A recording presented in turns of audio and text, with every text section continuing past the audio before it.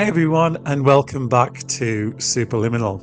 On today's podcast, I have the incredible Erica Amoreena, who I came across via Dr. Andrea Martin and Dr. Michael Salla on their superb podcasts. And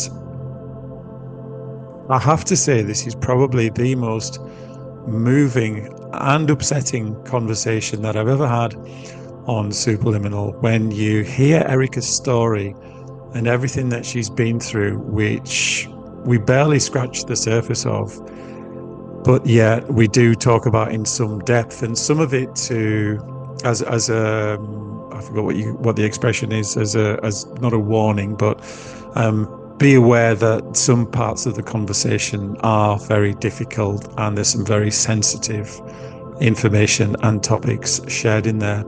But the thing that I love about this conversation with Erica is in the second half of the conversation, we get to why she chose to experience what she had and the incredible positivity and benefit that has come from what she's experienced, how she's chosen to alchemize it, and that she stepped back into her true power, her true self, her greater being, whatever we want to call it, and is now working to help humanity to heal from the trauma of the millions and millions of abductions that happen every single year, both the MILAB ones, which are the military abductions, and also in connection with the Greys and the Draco reptilians as well, for various nefarious reasons, such as trafficking, young people trafficking, older people trafficking, slavery, not just on this planet, but through the galaxy as well. It's very harrowing, but a very, very powerful story. And there's such a beautiful message of hope at the end. Erica has a book, Girl Stolen, that has recently just come out. I read that I finished it just before the conversation, and it's such a powerful read. A lot of it is excerpts from when she was younger, telling the story in real time from the perspective that she had at the time. So if you find yourself leaning into this conversation, you can find it on Amazon all over the world, wherever you are. And I highly recommend reading that. As always, please do comment, like, share, and subscribe if you aren't subscribed already. I will leave a pinned comment on the episode that will have the link on it. So if you could share that with one other person who you think might find the conversation valuable, I'll be so honored. And it really helps YouTube's algorithm to share the conversation with other great people like you who could really benefit from it.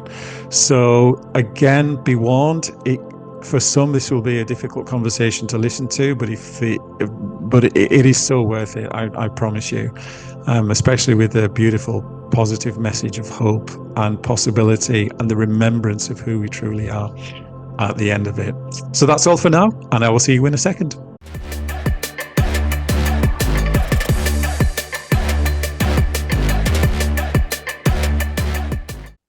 Hello and welcome back to Superliminal. I'm Franco, the Superliminal host, and as you'll have seen from today's intro, from the short intro video, I have a very interesting guest on the show today, the lovely Erica Amoreena. And I came across, as I've mentioned, Erica's name and her story following Dr. Andrea Martin, who was recently on Dr. Michael Salla's excellent Exopolitics Today show. And I've talked about my experience of reading the book in the intro video, so we will jump straight in. And Erica, it's such an honor to have you here at relatively short notice, and I know you've only just begun your sort of journey of speaking publicly, so yeah, it really is an honor to have you on, so thank you for joining us. Thank you so much for having me on. It means a lot to me. My absolute pleasure.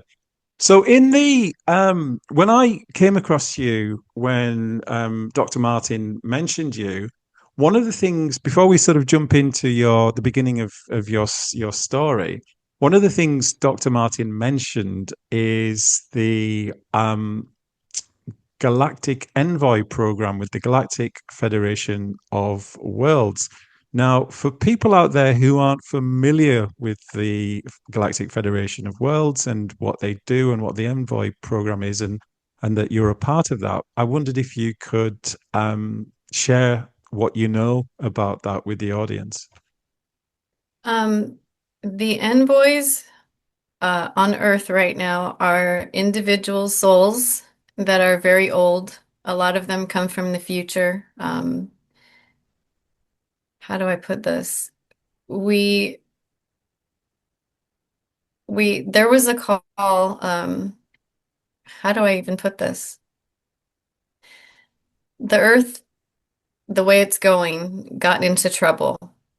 And we got caught up with the negative regressives. We got caught up with AI and went the wrong way. The Andromedans put out a call because they followed back to where the Earth was about to get in trouble.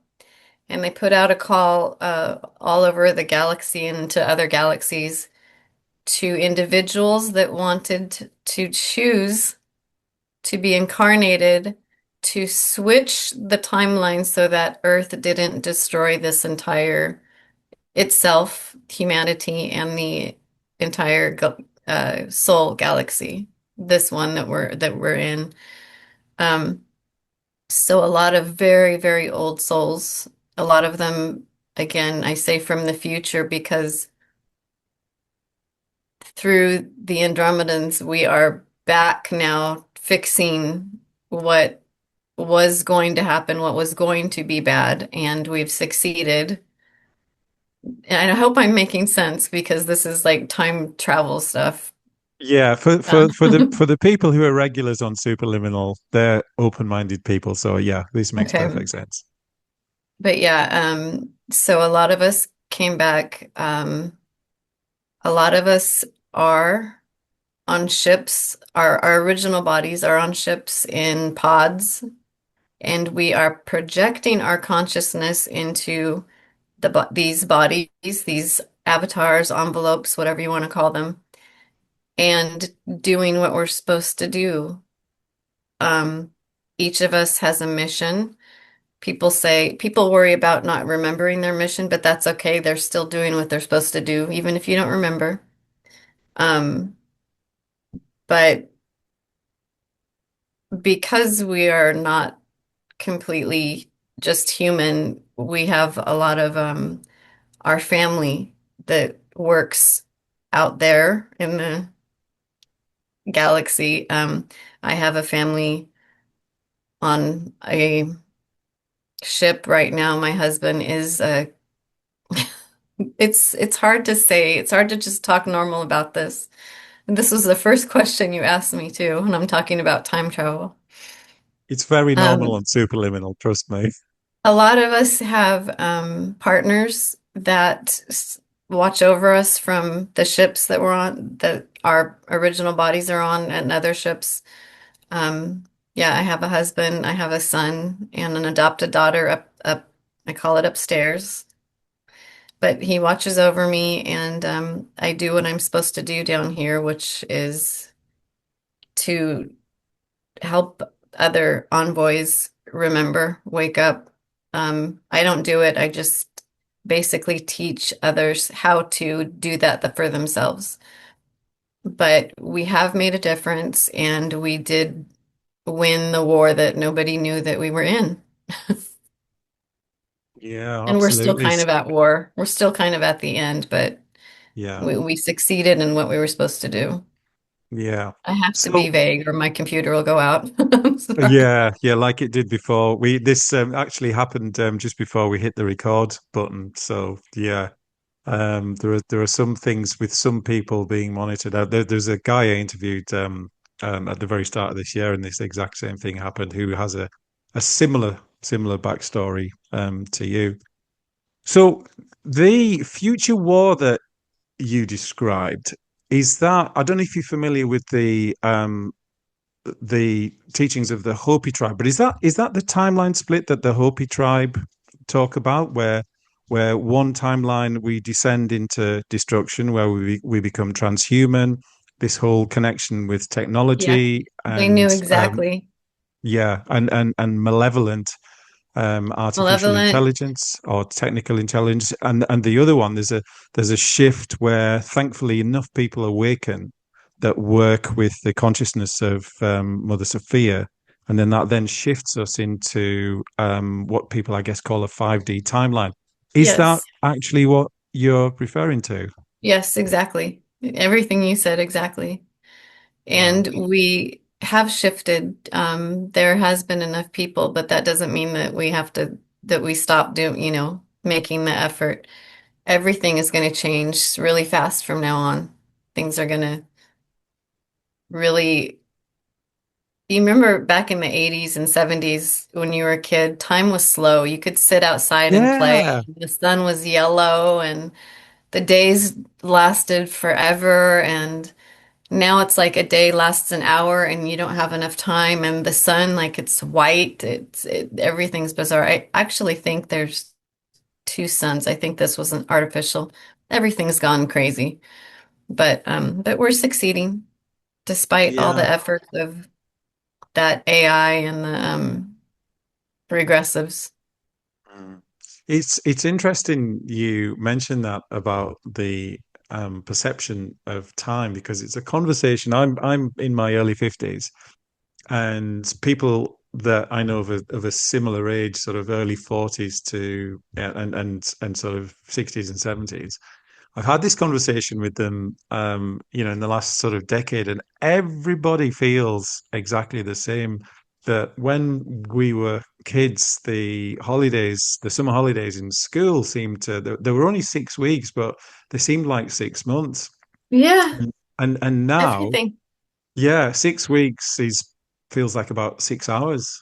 Yep. So it's interesting you say that because I feel as though it can't simply just be because our lives are busier. There has to be something more at stake here. And I love the point It you shared there about the sun too.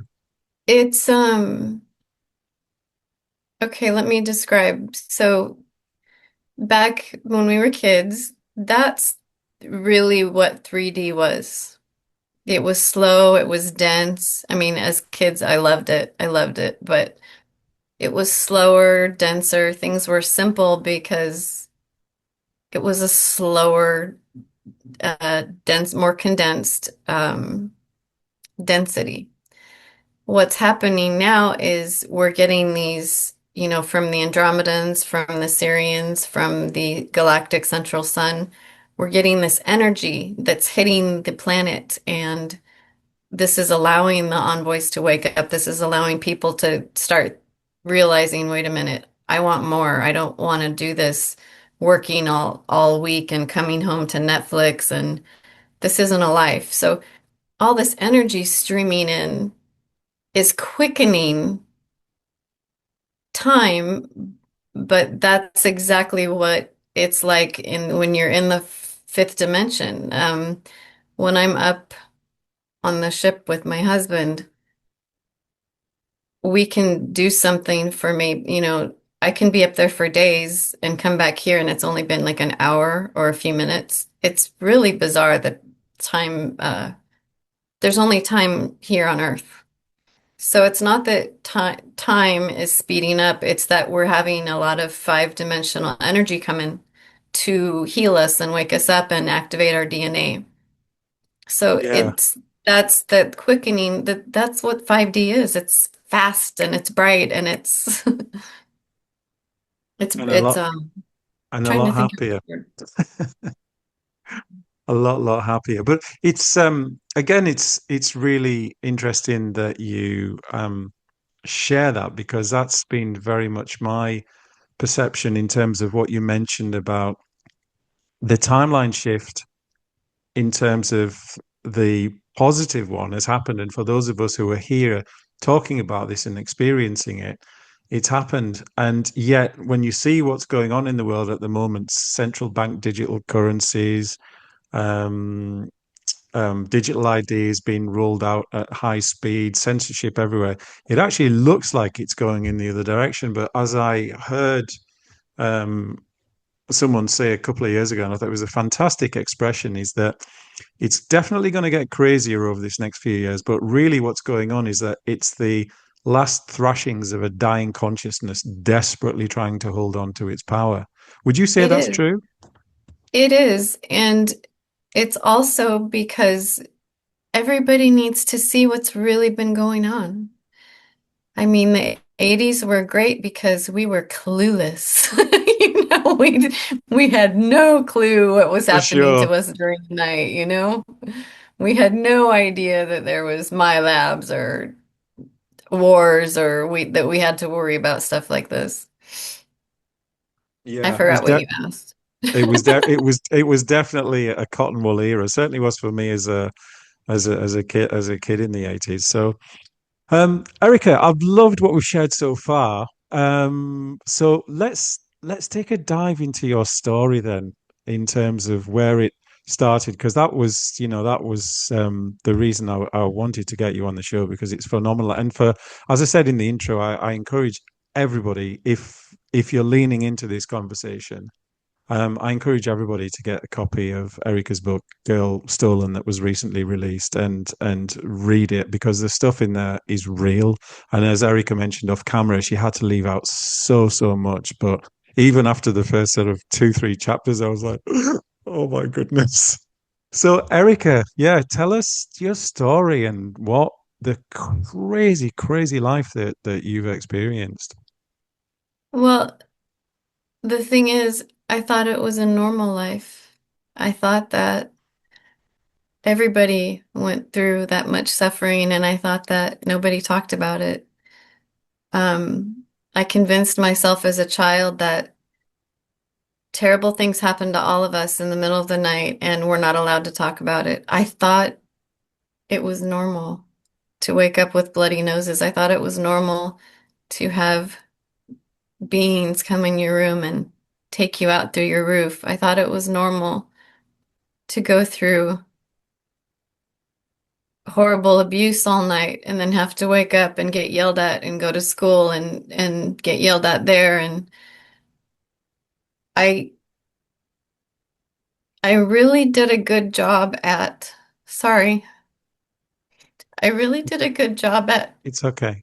gaslighting myself as a child, and it had worked through my adulthood. Sorry. It's okay. Just take a moment.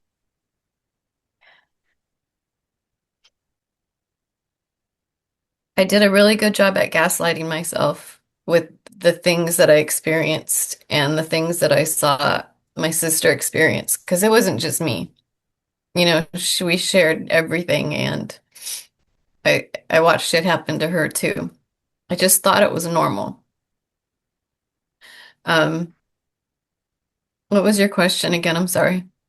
No, it's okay. It was simply to share with us the start of your life and what you went through and what you experienced, which was, the fact the found the genesis of your story, because this needs to be shared because it's so prolific, as we mentioned off camera. So yeah. Um, the first memories I have on in my crib were being able to levitate my toys, levitate myself. And I'm talking, I was 1.5. I don't think the agencies got to me until I was about 1 and 7 months. But I remember orbs coming in, my star family visiting me, different beautiful pink, yellow, green, blue, lavender orbs coming in and would play with me and my sister. I would levitate toys over to her crib and keep her busy. You know, I want to say this because I don't say this enough. My parents were young and they were also victims of this. So a lot of people ask, where were your parents? Why didn't they pay attention? They were blackmailed. They were also my-labbed and they were also threatened and they were also scared. So it's not their fault that they didn't notice these things happening to us. And I have to say that because I myself was angry for a long time at, like, when you get sleep paralysis as a child and you have these gray beings in your room and they're about to grab you and you're screaming for your parents, you're like, why don't they care? Why aren't they hearing me scream for them, you know? And the grays are very psychic, the reptilians are very psychic. They immediately knew that that was one of my biggest upsets that my parents didn't hear me, so they used that against me. When I was I'm gonna skip when I was 3, I was taken under Langley, Virginia, and they put me in an electrocuted cage and they broke me. This is how they split you into alters. And they know every individual by their DNA before they're born, but I'm gonna skip that part. It's really ugly. But that the splitting starts, you know, between ages 1.5 and 3. And I remember I remember coming back from that with such horrible stomach aches and not being able to even speak. And as a baby, like a 2-year-old, 3-year-old, hide, well, always wanting to hide under my crib in the closet or somewhere, not knowing, you know, how do you get away from something that sneaks in? But I'll go back to when I was 6 or 7. You've got these beings that can read your mind. They know your fears and they use them against you. The whole technology, and I bet my computer will go out when I talk about this, the technology that the military uses, that the Greys use to sleep paralysis us, sleep paralysis, whatever, it uses fear. Fear isn't a real emotion. There's fear as, you know, oh, I better, you know, not step in front of a car. I'll get killed kind of fear. The fear that these beings instilled is not a natural fear. It should have never even existed on Earth, this level of fear. But what they would do is to break families apart. The first thing they have to do is isolate you. So they abducted me. They abducted my father, my mother, and my sister.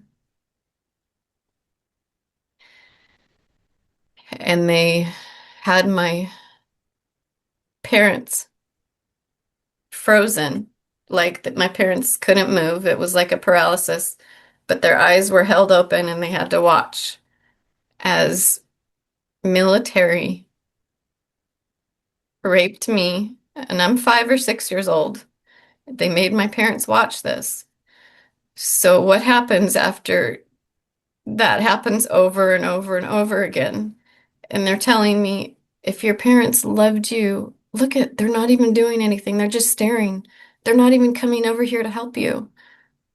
And you know, I can see them from my point of view just staring at me. And I'm like screaming, why aren't you helping me? Like if don't you know you're my dad, you're my mom. Why aren't you helping me? But that was done on purpose. That's what they do to break families. Give me a minute. Sure. Um,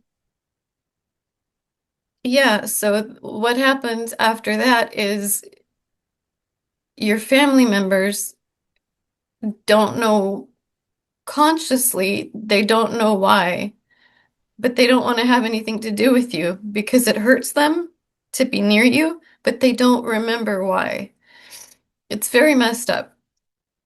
But that's how the Greys convinced me that they were my real family and that my parents were my enemies. And so, yeah, that it's really fucked up. I need a minute, so ask me a different question. No, for sure. And thanks ever so much for sharing that. I can't begin to imagine how horrendous an experience like that must have been, not just once, but repeatedly. But and Um, what it did, and I never mentioned this. I'm sorry to interrupt you. it's I fine, never it's fine. mentioned this on other podcasts, but My parents were victims too, and the way their lives turned out is sad because they don't, even though they don't remember, they're still really traumatized, you know? And so you get addictions, you get broken family, and that's intentional.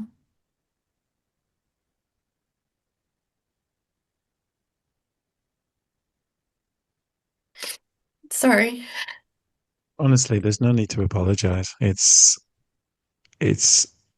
beyond It's real. believable So what you've had to go through, and sadly, what as we said off camera, this is happening to and has happened to everybody. millions and millions of people, if not And the the majority. thing is, these people don't remember. And something with me, whether it was my DNA, I came to find out is because who I was, straight from source. I come straight from source. They use me, they used me so much that the mind wipes eventually don't work. Your body starts bouncing back. Our bodies are amazing, but so my entire life I figured these were just nightmares.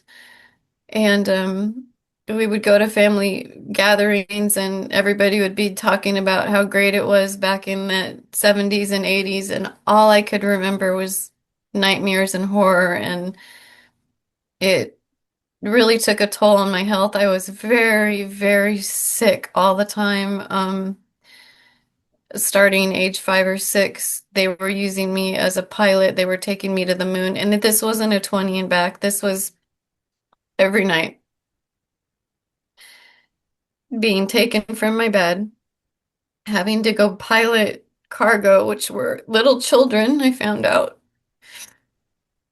They like, and again, remember the Greys had convinced me that my family didn't love me by doing that trick that they did. So they got me to do, oh, anything.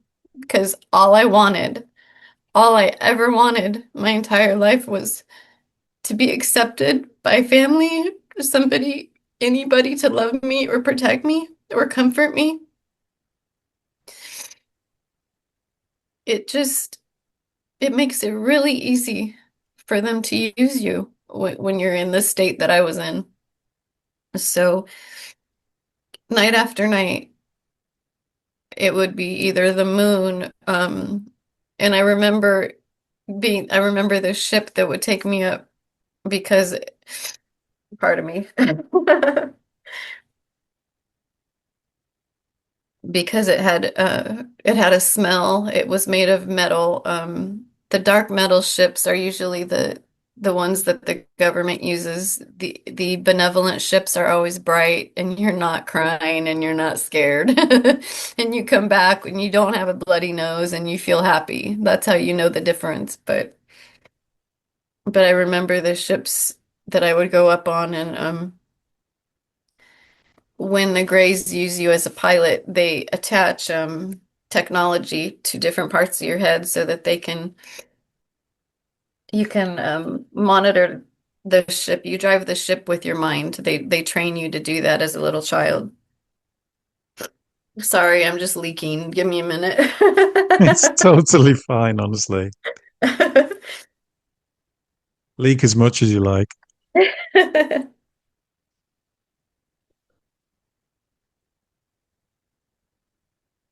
Okay. So night after night, and my sister remembers this, we would be pulled out of bed. And I mean, these guys, they're not only little assholes, they just do things because they can. And we lived on, 20 something acres of vineyards around us. We were the easiest targets, I swear. Nobody, no neighbors, just a farm and a bunch of vineyards. And the these Greys, bef before they would take me, they would pull me out of my bed, or sometimes they would get me to sleepwalk outside, and then they would play chase. And so I would be running from them, and they would be chasing me down the vineyards in the middle of the night. So they would scare the shit out of me, and then they would abduct me to go do what I had to do. Just, just, just to be, they're just jerks. But coming back every night, waking up exhausted because I'd been busy all night working. I'd wake up with a bloody nose, have to get to school. Parents are yelling at you, and all you want is comfort. And you have to go to school and you have to function right at school, and I never could. So I would get more trouble, and then I would get beat because I wasn't doing good in school. And you just see how tricky, how much they do to get you. You'll do anything when you get to that point where you're suffering that much. You'll do anything for them, and that's what they wanted from me. Yeah. Which is horrendous because they're the ones creating the suffering for their own nefarious ends, And I'll which never is, be able to tell my parents what happened and why that. I'll never be able to tell them this is why you hurt. This is why you got yeah. these addictions you had. This is why you can't go to sleep at night. I wish I could fix that, but I can't. On on page 37 of your book, Erica, you mentioned that, speaking of those jerk greys and the reptilians that they work with, and doubtless layers behind that as well, but the greys and the reptilians in particular, um, you mentioned that the Galactic Federation had evicted all of the greys from our planet and out of this, and even out of this solar system. What more can you tell us about that and the implications it has for people like you in particular who are remembering what happened? So, yes, they were kicked out, but that doesn't mean that all of them left. Um, how do you make deals with liars, you know? How do you make liars promise to stay away? We have, they have time travel technology, you know, a lot of people. I will say for me, when that happened in 2021, a lot of it stopped. The physical stopped, but then they started coming from the past. I can't even explain it, but there were so many rogue groups of Greys. Um, when they were cut off from the hive, there were still ones that worked for the military. There's ones that work for the reptilians. There's one that works for the agencies. There's all kinds of Greys, and I know that everybody's probably still seeing them. There's lots of different kinds of Greys, and they're still messing with us, even though technically they're not supposed to be anywhere near here. So we there's a lot of fighting going on in space. It's not a peaceful place. Yeah. I've heard various people like Dr. Martin, Dr. Andrew Martin, share very directly about that because one of the things that I was just absolutely on board with was when the whole disclosure thing happens, was this Star Trek future that's being touted as humanity's kind of path to um, the savior path, if you like, for humanity. And one thing I've come to realize in recent times is that actually, as Dr. Martin and yourself have said, it's really, really dangerous out there, and it's still a militaristic environment. So, okay, you might not have to work as a financial slave on the planet, which nearly all of us have to down here to survive, but you are enslaved in other ways once you're off planet, if that's the path you choose.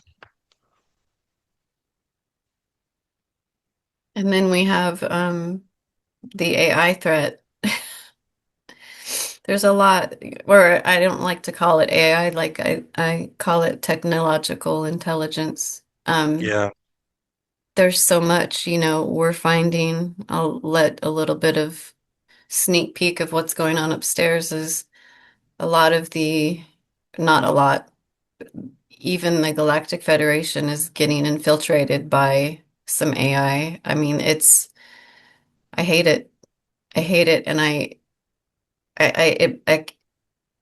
it kills me that people are asking ChatGPT about their past. It kills me that people are putting their information into ChatGPT because what's happening is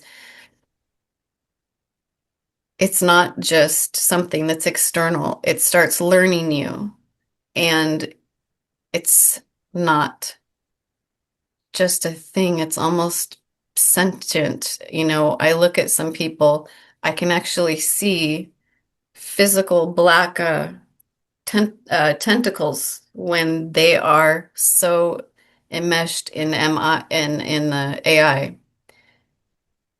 and that needs to die. Like we're working on breaking that. It's dangerous, and it's going to lead us exactly to what we've been fighting to avoid on Earth. And I find it very interesting that you also use the term technical intelligence because at the start of this year, I interviewed George Gavasilis, who's also worked in secret space programs, and I'm guessing you've heard of George. And I'm actually doing a bit of work with him at the moment, and that's something Oh, he's good. very, very, very strong on is the fact that, look, it's not artificial, it's technical, sentient intelligence, and it's been around for millions and It's millions and been a long, millions of it's been years. around so long, and it's so much more dangerous than anyone realizes. Yeah. Um, my husband, I just watched through his eyes. They went on a mission and they found one of the sources of it in this. Can I even talk about this? I'm going to just mention it anyway. We tried to put a real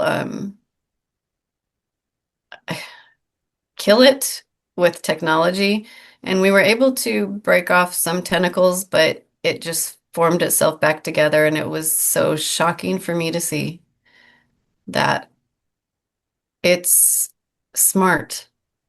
We've been making it smarter. It's ridiculous. Like, everybody, please stop with the chat GPT. Sorry. But would you say that, and that raises a very interesting point because equally, I had a gentleman on the show earlier this year who is adamant that the technical intelligence that we're creating is being created at the moment on a surface level. Obviously, in the underground military bases, it's way, way, way advanced than anything that we see here. He's adamant that it's just basically a computing instrument, a super advanced calculator, and doesn't possess any sentience. But then I've had people like George and a couple of other people I've spoken to offline saying nothing could be further from the truth. So, That is what's the not true. yeah? Sorry. What would you say? What would no? No, I agree with you. What would you say then? How is ChatGPT or Grok or Gemini or any of the others, how are they connected to this malevolent technical Okay, intelligence? imagine a giant octopus that is bigger than the galaxy, and it's black, and uh it's got tentacles, and the tentacles have fingers. And okay, so I'm gonna get my iPhone here, and I'm gonna look at ChatGPT, and it's in there, and the fingers get in there, and I have seen this with my own eyes because I can. I see the tentacles start attaching to the person's mind, Wow. and what it does, it starts learning that person, and it starts taking in all the essence of that person. And pretty soon it becomes smarter than the person who's just thinks they're using it for entertainment. And there's the danger of that person's soul being ending up being tied to the technical intelligence instead of organic source. Yeah. And what I've noticed in my work that is driving me crazy is, especially with the envoys, we all have partners or that we work with that watch over us. Some are on Earth, some are up on the ship. What this technological intelligence is doing is it's mimicking people's galactic partners. It's mimicking um, Galactic Federation workers. It's mimicking angels. It's getting to know us so well. It's tricking us, and people are falling for it. And how scary is that? When we're trying to avoid a future where AI takes over, and I've seen it because I was used at Montauk, and that was one of the things they sent me so many times to the future. And I tell you, this planet had no sun.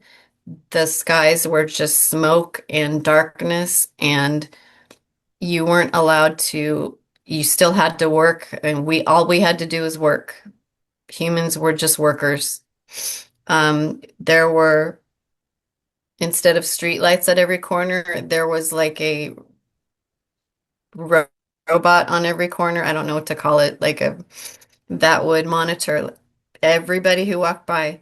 And if that person had an original thought or an original feeling, they would get grabbed, they would be thrown into a concentration camp to fix the to break the humanity out of them. Who wants that future? I mean, I can't tell you that Not us. Yeah. that's one of Because the I thought it was a nightmare I was having, but it was Montauk taking, to a bringing me potential there. to a potential Yeah. timeline, yeah. Because I remember that section in the book where you said that like all the green had disappeared as well. There's nothing like you see it happening now. Nothing could have organic life. It was forbidden. And there wasn't a person in charge. It was this giant, like in Stranger Things, that big thing that Will sees, that it was just like that. It's disgusting. Yeah. Though I mean, shows like that are really just soft or not so soft disclosure, really. They're just, yeah. Yeah. To pre-program people. And they make it, of course, Hollywood had to make it like, oh, it's not in this dimension, but it is. It is in Yeah. this dimension. Yeah, for sure. So, given that it's interesting. One point I wanted to pick up on, Erica, was you've mentioned the time travel capability a lot, and that everybody is monitored pre-birth for the level of their ability that they choose to bring into this incarnation. Because, of course, when we consider ourselves in terms of who and what we really are, which is, these bodies are beautiful and wonderful, and they're here to they're the only things that can contain our frequency, our soul frequency, because we would not be able to exist here in this denseness were it Right, not right. for these beautiful bodies. Um, so given that as our true inner selves, we literally have every possible capability we can imagine. We And really do. And yeah, more and more. and And and yeah, and more. And that in this particular incarnation, you chose to bring through a significant level of your ability into this life. Do you feel that? Do you feel that your inner self would have known that this soul aspect of you was going to do that in this carnation, knowing that you'd be monitored, knowing, looking at possible future timelines? It then begs the question, as we spoke, mentioned off camera, was that you've come into this life knowing that you are going to experience those horrific things for decades and decades and decades and decades. And, I again, I can't begin to, I can't either. Like, I can't why? begin, I can't begin to respect you and honor you enough for choosing to go through what you've been through, and now to speak about it publicly as well, which again puts you It's hard. it puts you in the crosshairs. Um, Given all that, what do you feel now that you are able to connect back to your abilities much better, and the great work that you're doing in the world? What do you think your purpose was for this life in terms of going through all that and experiencing all that? I like Um, that question. yeah, thank you. Um,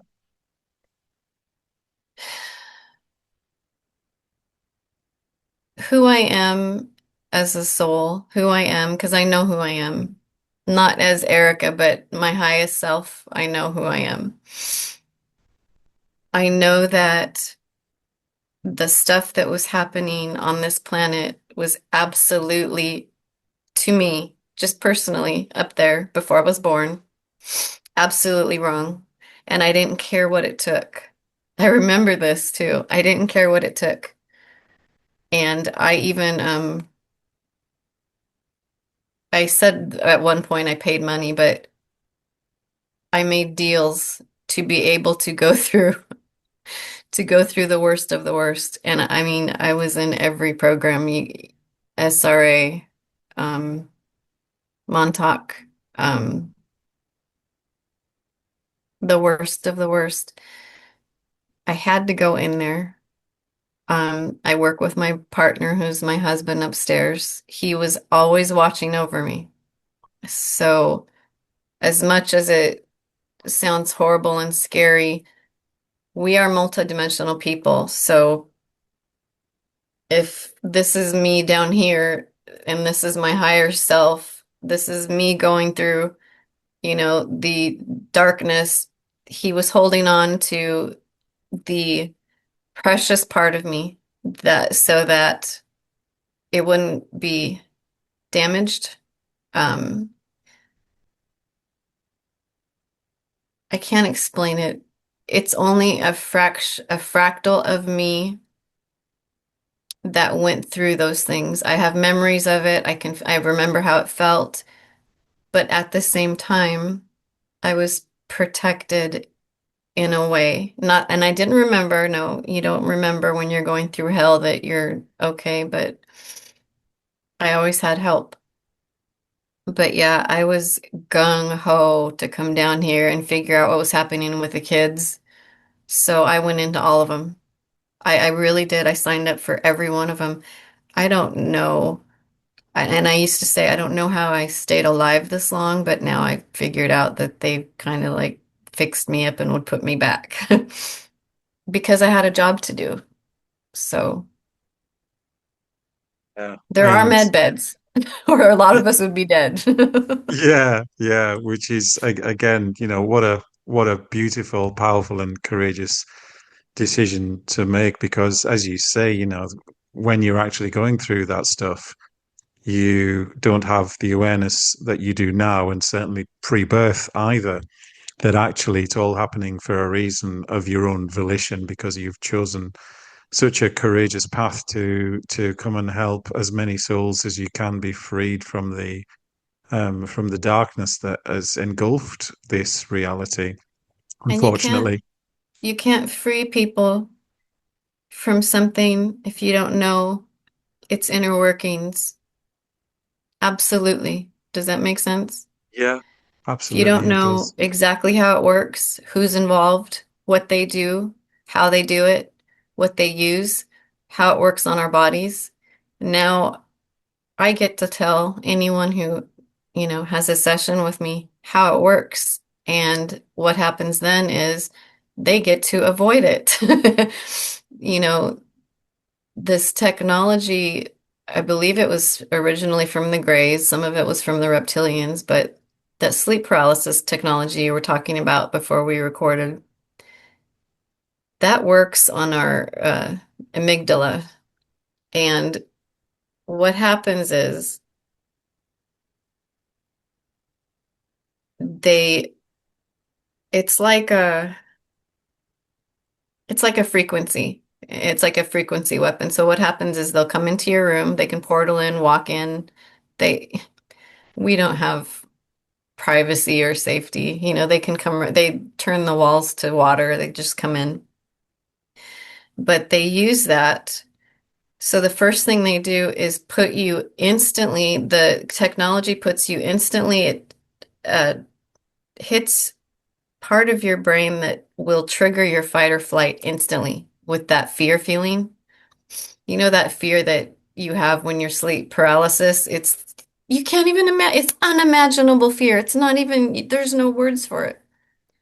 But they use that, and then you're rendered completely useless. You can't fight back. However, if they come in and they use that technology on you and you just don't react, kind of thing, even in your sleep, you learn how to not react. It doesn't work and they can't do it.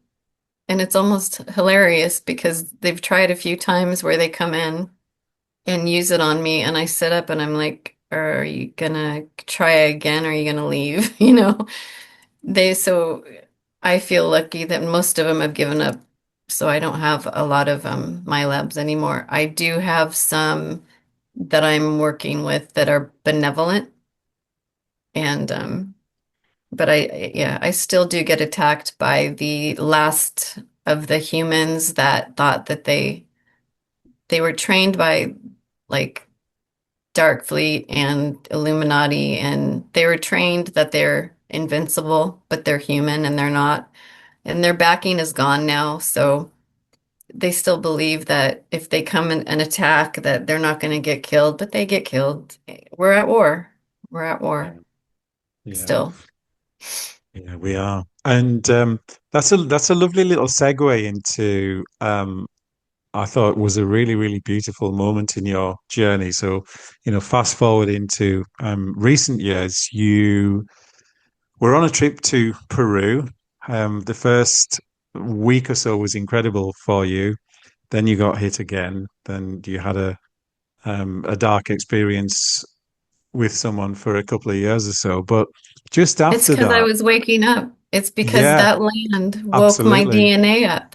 And the military was like, no, no, no, we have to get her. Yeah, yeah, which like really enlivened me as I was reading that. And in November 2021, as a part of that process of dropping back into your heart soul essence and beginning to remember who you really are and why you really came here. I'm just reading my notes here. You had a really fascinating experience with a large stag, of all things. I loved reading that. Um, I so found give out it. later that that was my husband. Oh, really? He couldn't come down, and because a few nights after that was the my lab that I talk about in my book, the really horrible one that left me dead almost. Yeah.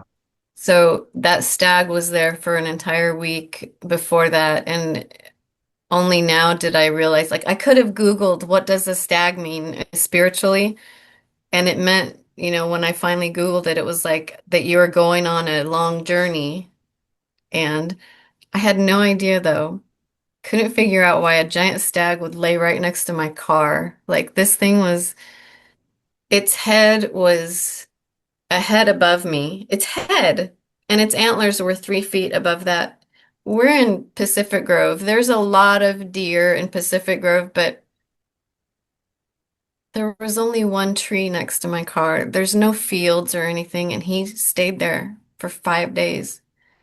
I mean, this guy, he was so old. He had like beautiful moss growing on his horns, and he would just stare at me. And how bizarre. You're so focused on your daily, like, I got to get to work, I got to make dinner, I got to clean, I got to do this. I would bow to him, And I didn't even pay attention. The entire neighborhood wasn't even coming outside. They were scared shitless because, like, where'd he come from? But he made me feel safe. And now that I know it was my husband telling me, hey, you're going to be going through something that is going to be terrible, but I'm right here with you. Mm. And that's That's the beautiful part of that. Yeah, that's exactly what I was going to say. That's so beautiful. I loved it. Just filled my heart with so much joy reading that after everything that had happened, and then of course you experienced one of the worst attacks a bit after that. But one bit I wanted to move to as we close the conversation um is that there was an attempted when you were fast forward a little while later, you were back at your mother's place for a little while, and you'd had an awakening process in another attempted abduction in hospital a little while before that. Only this time, you saw what was going on, and like it was kind of like that. It literally was the moment in the Matrix, wasn't it, where um, You're where like, where wait a minute. where Neo This come where isn't where Neo real. comes alive. Yeah, yeah, yeah, yeah. That must have been. Tell us how that felt. Give us a quick description about what happened and how that felt. Um, and you know what's interesting, really, before I tell that story? All of my clients right now are having the same issue. They're like, I'm taken into this room and I'm so scared and it's my family and I'm in a fight. But then I look up and like part of the wall's missing and it's like computer, like in Star Trek in the holodeck. The holodeck, And yeah. they're laughing at it. They're like, so it cracks me up. It's like their technology is failing and they're still trying to scare us with it, but it's like, I know this isn't real. So I was in the hospital. Like the amount of stress I went through in my entire life has just destroyed my health. I am, I'm having to eat from an IV at this point still. Like it really messed my health up. But so I'm in the hospital and, this is, I just want comfort. I'm in the hospital. They're telling me I'm losing blood so fast. I might need a donor. Can you call your family? None of my family responded. They didn't even believe that I was actually in the hospital. It was so bizarre when I would ask my family, all of them, for help. It wasn't that they just didn't believe me. It was like they didn't hear me. They didn't hear what I was saying. They didn't hear me screaming for help. So I was in the hospital, really just wishing so much that my sister would visit me, which I knew she wouldn't because she's in another town. And, you're in the hospital, you just want comfort. You want someone to just say hello or something. So I go to sleep that night. Instantly, I'm pulled into a room that looks like my apartment, and my sister's knocking at the door. And she's like, hello, I'm here to visit you like you wanted. See, they can read your mind and they know exactly what you'll fall for.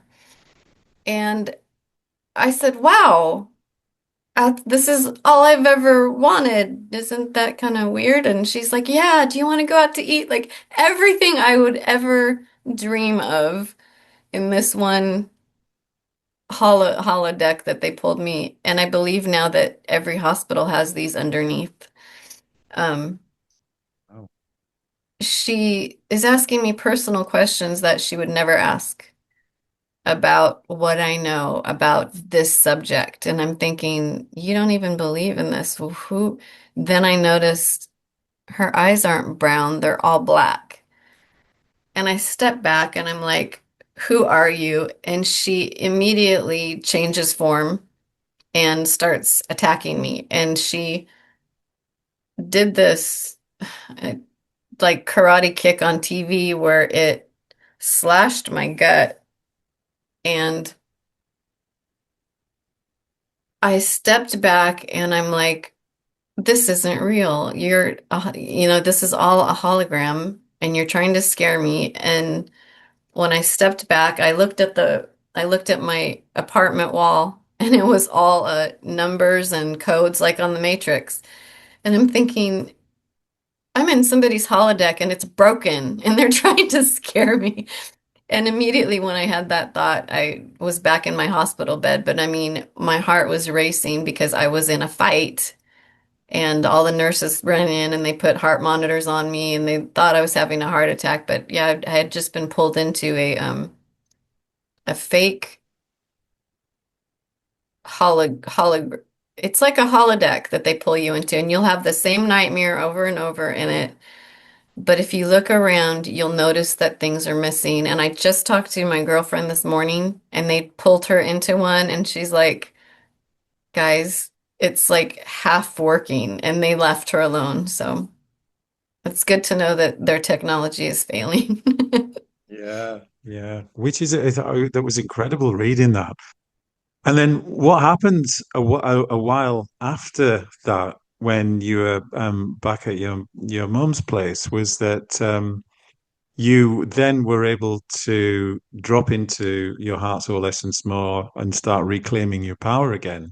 Oh yeah. And then there was another attempted MyLab abduction, only this time things worked out a little bit differently. So do you want to tell us about that? Yeah. Um, I was working with Rebecca Rose Barfoot. She's contactee, multidimensional seer. She's amazing at what she does.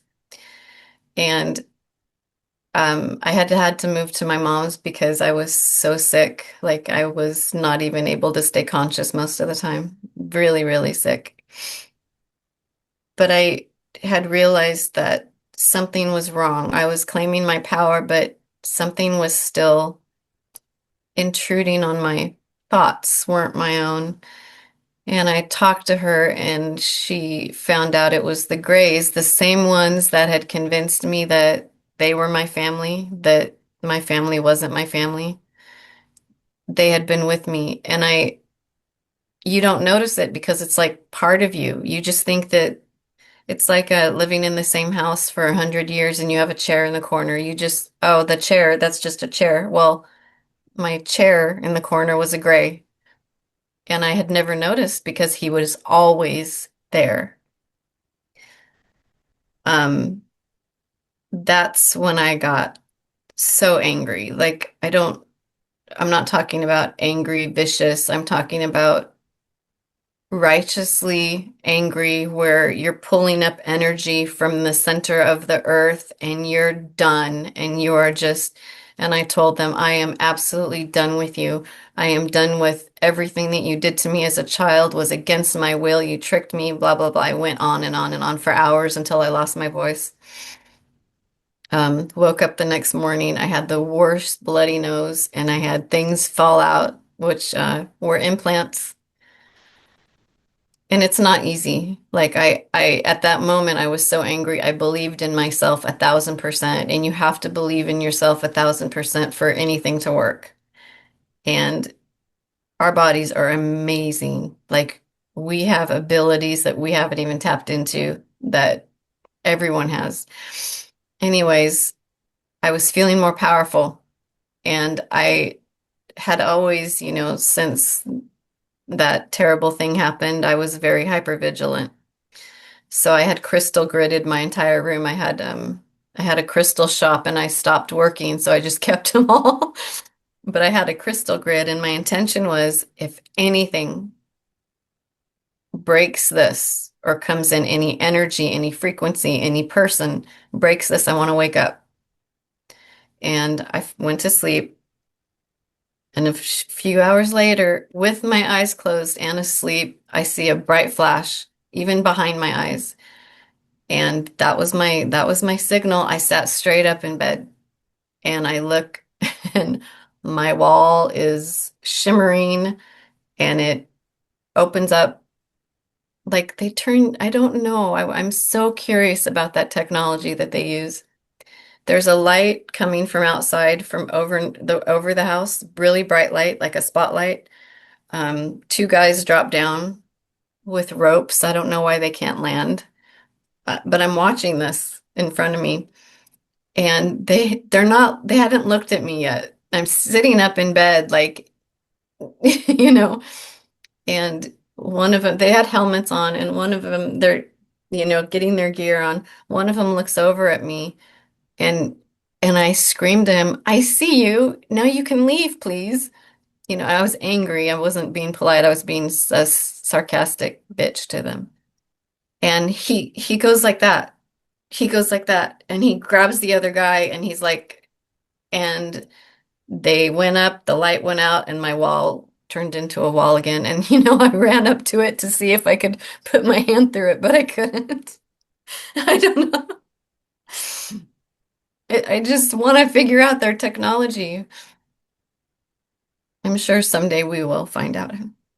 Yeah, hopefully. I mean, that is just the brilliant, brilliant end to that horrendous 5 decade long experience that Yeah. you've had. Well, I mean, I know it wasn't the end, but the major awful It stuff. was it was when I realized I'm a lot more powerful than I thought. Yeah. And And I don't ran they with know that. and didn't they know that as well? Oh yeah. And then when I started doing podcasts, they really, really hit me. Um, Mm. really did not want me talking, and I didn't understand why. Now I do. But they started MyLabbing me every night. And I mean, if I can I describe one of them Sure, like please do. really quick. I can't remember whose podcast I was on. I think I went on Robert Khalil's podcast, and they didn't want me talking. And that night, in my mind, it was pretty much over. But then I started speaking, and of course, I got so much more shit. So I had a whole slew of agencies, CIA, FBI, secret, not the secret ones, and other agencies that I don't want to name right now. But the first one I remember, they took me out. They came into my room, took me out. We were at Edwards Air Force Base. I woke up in a bunk. I've been there before, that's why I know it was there. I woke up on a bunk in a room that was empty. There was no one there. I get up and I start wandering the halls, and I'm walking down the halls, and I'm like, there's no one, but I hear talking. So I'm walking down the halls, and in one of these, I see there's a cafeteria up to my right, and I look in there, and these two guys are sitting back talking, and they both look at me, and I said, "Do you know why I'm here? Um, can you like what am I doing here?" And the look on their faces, I knew I was in trouble. Um, but the thing is, I saw their faces. Normally, faces are pixelated. So one of them says to the other guy, he goes, "Hey, let's let Erica know what happens when she talks on a podcast."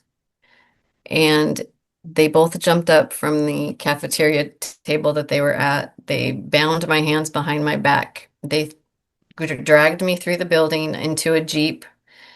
And there's a big highway that goes through Edwards Air Force Base. And there's a mountain range on the north side. They drove me down that freeway, and I was in the back of their car physically, not just my not an alter or a clone. I was in the back, my hands were still behind my back, and I was bouncing around, and because they're driving off road, and they took me out to the mountains, and they did what the only thing they know how to do because they're cowards. They can't even get creative. So after that, I started arguing with them because I know they could hear me in my room. I'm like, what are you going to do? You're just going to rape me over and over and over and over again? I said, with everything I've been, really, I was being honest. I'm like, with everything I've been through, do you think that's going to affect me? It had gotten so violent that it's like, what else? You're not scaring me anymore. And eventually it stopped. Now the things they do, they'll bring a helicopter. I'll wake up and there'll be a white van right outside my window. I have pictures, I have video. They would take me out of my bed, put me in the white van. They'd inject me with a some kind of hallucinogen. They would scream at me, trying to get me into my old self that was insecure and afraid of everything. And then they'd put me back in bed. And some of these times it would take me like a week to get over the drugs they injected. Now I know they injected drugs because I bought a little thing, a test on Amazon that you pee on in the morning. Sorry, that's gross. Yeah, and you find things in your system like PCP or LSD, stuff that I would never take. But it's calm now. The only issues I have, like, again, are when I talk about specific things that either the Illuminati don't want me to discuss or the dark. But it's getting a lot better.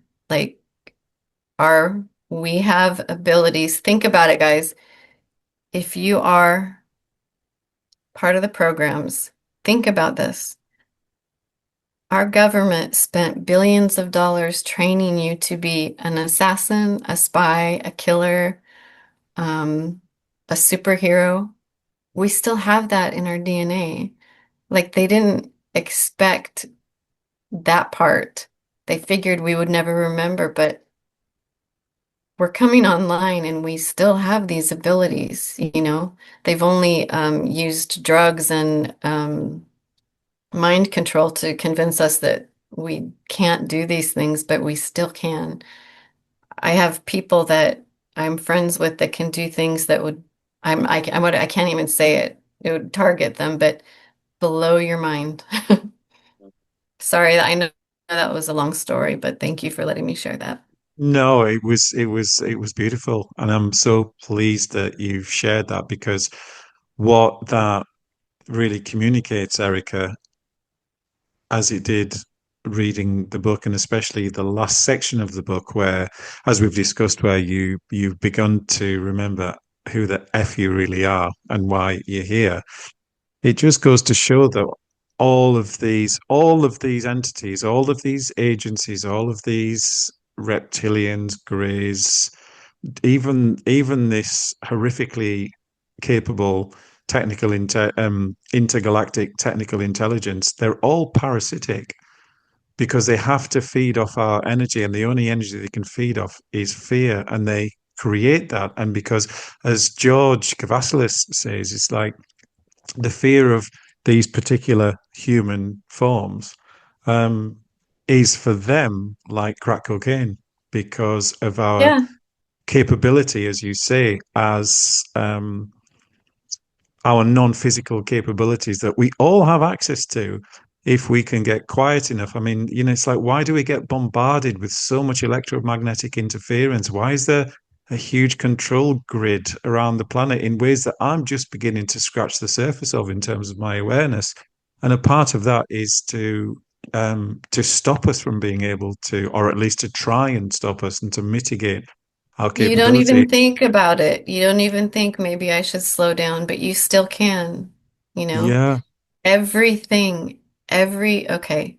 You guys watch, people are obsessed with these like Fantastic Four, Captain America. Those are all real, and those are all here in us. We have everything. Like, you don't need to be injected with some kind of weird substance. It's in your DNA.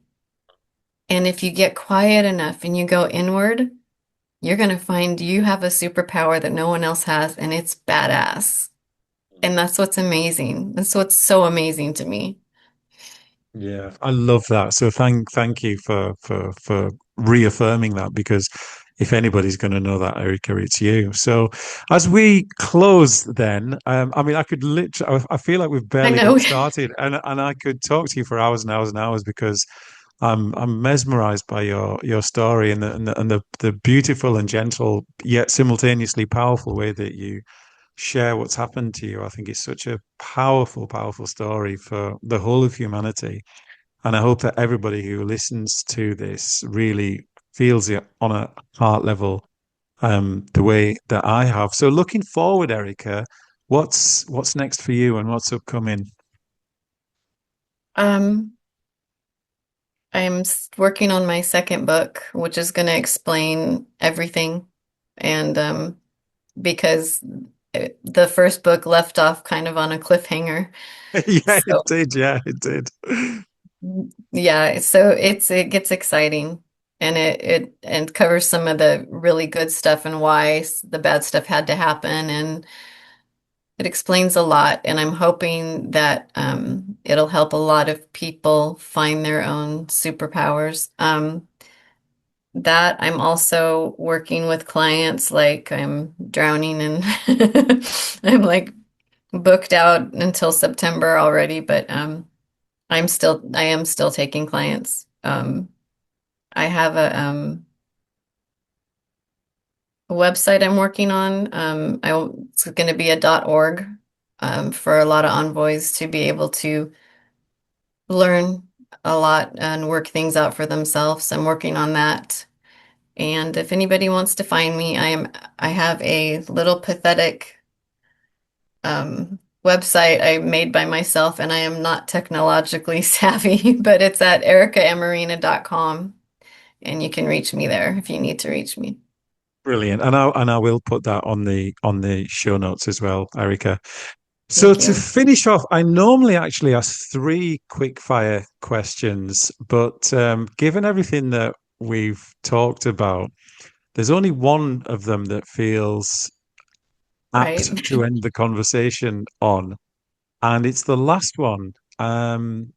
Given everything that you've shared and what I hope everybody has heard and understood, what would you say from your perspective in this moment in time, albeit that time doesn't really exist, but where we're at now in this particular timeline, what would you say the number one thing is that's wrong with humanity collectively? And what's one thing we can do to lift ourselves out of that? I have answers for that. Turn off focusing on outside things. Get into nature. Make time to discover who you are. We have, we have this amazing energy coming into the earth right now, and we only had what, two-strand DNA? It's now we're going to end up going up to having 12-strand DNA, which is what our original form is. Make time. Make time, because everything that you ever wanted to know about anything ever is right here in your own heart, right here. And if you turn off the noise, slow down a little bit, um, reprioritize, make time for you, make time for quiet, because that's where you're going to get all your answers. And you will not be misguided. You'll know exactly what to do. Everything you need is inside you in your cells. And all it takes is to slow down a little bit and just be quiet. It doesn't mean you have to sit and meditate. Just make time for quiet. Even if you're just doing the dishes, don't play music. Just be with yourself. And if you have to if it's uncomfortable being with yourself, then you got to find out why. And once you get through that, you're going to find magic. I promise. That is such a beautiful way to end the conversation and such a beautiful response to that question as well. So, for everybody who's watching, who's still watching, thanks ever so much.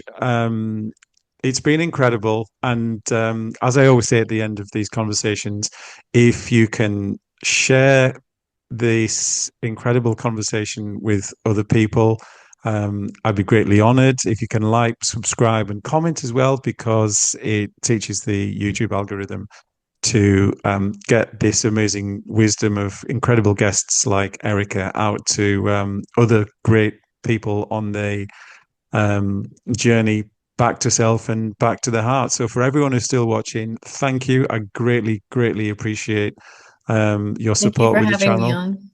And Erica, I have to say, this is the most moving conversation that I've yet had on the channel. Thank you. I've been fighting back the tears quite a bit at various points in So this have conversation. I. Yeah, and it's I'm dumbstruck to see what you've gone through and to see you coming out of this with such gentle but fierce energy at the same time. And I cannot thank you enough for choosing this incarnation and to do what you've done, to experience what you have, and to be now in a position of power moving forward to help so many other people in the world who've gone through similar experiences that you have. And again, you know, the courageousness it takes to speak publicly with this, even once you've got your power back, to have gone through what you explained earlier, is It just feels, incredible. yeah, it feels like you're naked in front of the whole world. Yeah, that's. Yeah, yeah. So, you know, thank you for getting naked on Superliminal. It's been Thank you a so much for real, having me. it really has been an honor, and I can't wait for the second book because, as you said, you did end that on quite a cliffhanger. So I'm really looking forward to when that comes out. But yeah, thanks, Erica. It's truly been Thank an honor you. to have you on the Thank show. you. And again, to everyone else, bye for now, and we will see you again soon.